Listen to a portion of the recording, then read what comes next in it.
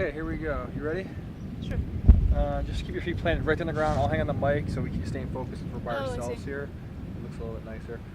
You can just look directly at me if you want. And Okay. obviously, first and last name, please. Oh, Sarah Gore Mayani. Spell that all out for me. Sarah, S-A-R-A-H. Gore, G-O-R-E. Mayani, M-A-I-A-N-I.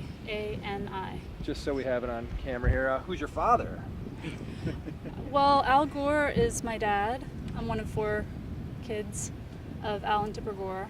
And I came here from Santa Barbara to protest the family separation policy that's been put in place by Trump and Sessions and Secretary Nielsen. And I came to learn today from the organizations that have been working on this issue for a long time on immigration rights and immigration abuse issues. But the family separation policy I know is new, and it's why I'm here. I'm newly involved. So there were about 100 people here protesting, chanting, speaking loudly into the microphone so that people inside this detention center can hear them, and letting them know that they're not alone, that they believe that they deserve justice, that they're being mistreated.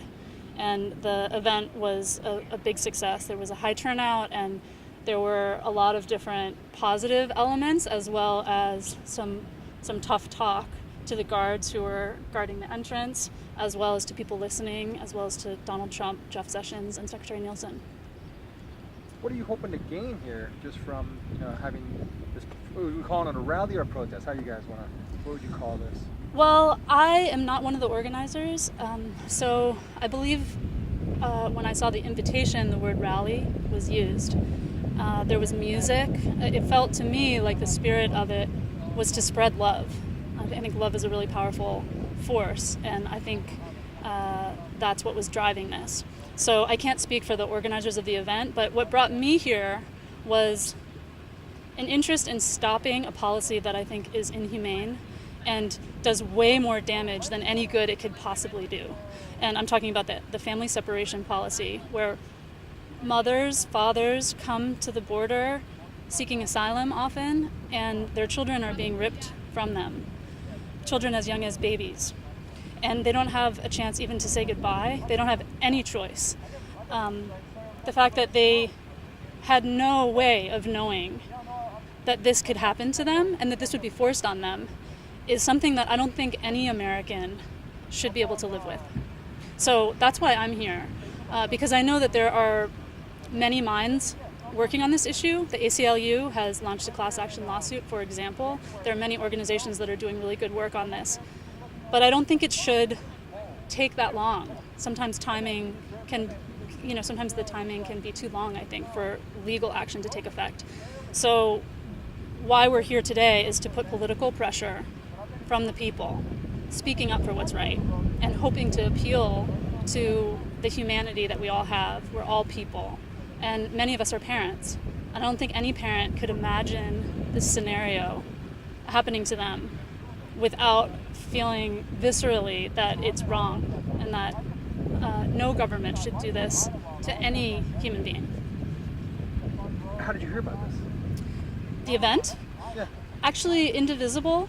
There's a San Diego chapter of Indivisible. Wendy Levy-Batterson is a woman who's involved with the community leadership in Indivisible San Diego, and she told me about this.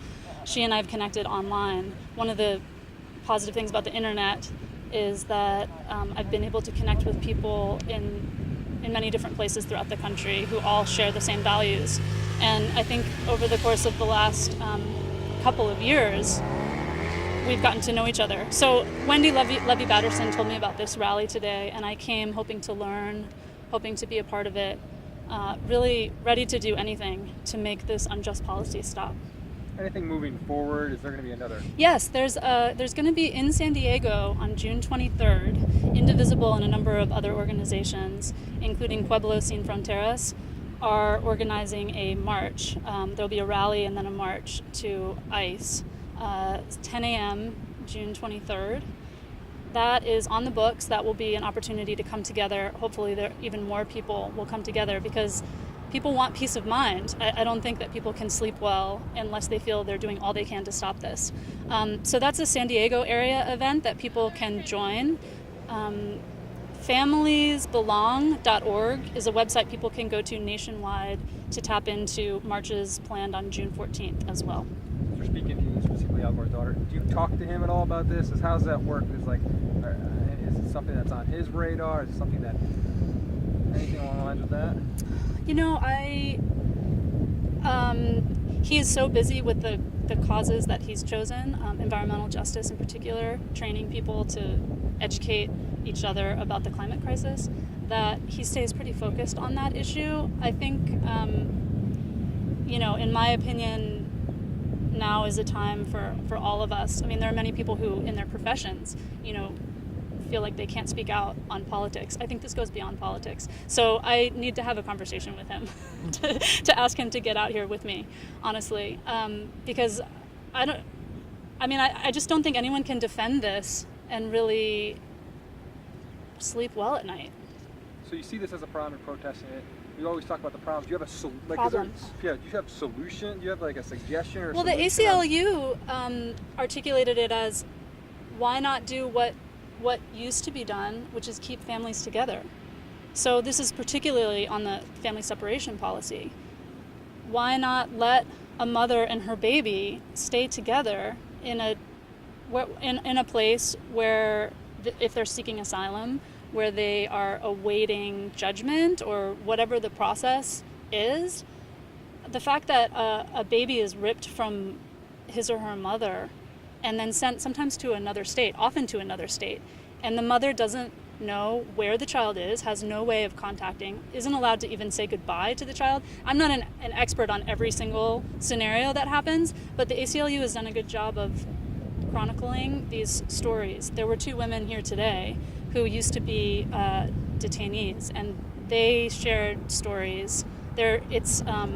It's easy to find these stories, so people can speak for themselves what's happened to them, and it's heartbreaking. I don't think anybody would disagree with what they're asking for, which is to be treated as human beings, not as things. And when you think about the profit motive some of these prisons and detention centers have, it just adds insult to injury. It adds a layer of understanding, how could this happen? And it is how it can happen. People not focusing on humanity, people focusing on profits, and punishment, not seeing the humanity in people just because they're different. Or I would love for Jeff Sessions to hear us out. I would love Donald Trump to hear us out here and not ignore this atrocity. It's a moral atrocity is what it is. I was saying to a friend recently that there are a lot of acts of God, a lot of disasters, illnesses, accidents that separate a child from a parent. And those are things that we all have to accept and grieve. But this is not something we have to accept. This is a man-made moral disaster, and it needs to stop now. So please, I'm not, you don't have to take it from me. If you're listening and you haven't heard about this policy, please look up on the ACLU website. There's a lot of information. There are many good organizations also you can turn to. I know we're in a culture now where people don't trust news sources, and that's not really a luxury that you can have being a skeptic, because these kinds of things are happening. You have to know about them. It's your responsibility as an American to inform yourself. So if you are skeptical of a certain news source, honestly, this story is everywhere. I mean, even Jeff Sessions has spoken about it himself. So please don't be fooled that this is spin or that this is some made-up controversy. It's real, and we need your help. We need everybody to come together and speak up for what's right. Last 2 questions for me. What do you do up in Santa Monica? What's your position? Do you have a mother? You're a mother of how many kids? I have one daughter. Okay, how old is she? She's 3.5. And what do you do up there? I am actually doing a lot of organizing, a lot of community organizing. I feel like right now there are a lot of problems that people need to come together to solve. So I'm involved in multiple issues, but mostly I'm a mom. Last final question for me, changing gears. What do you think of Inconvenient Truth? I liked Inconvenient Truth a lot, actually. The first Inconvenient Truth was really a gift, I think, to so many people in opening their eyes. It was also a gift to my family because it really showed the hard work that my dad had done in his convictions and really communicated well what he was trying to communicate. So, and then the sequel that came out recently was also a really heart-wrenching, really well-done film. So, an Inconvenient sequel. I really like that too. But you know, I think there could be a movie about an issue like this that could move people. I don't think we can wait that long. So, hopefully, people can watch a video like this and be so moved. I'm good, thank you. Okay. Whoa, she has her father's gift. Oh.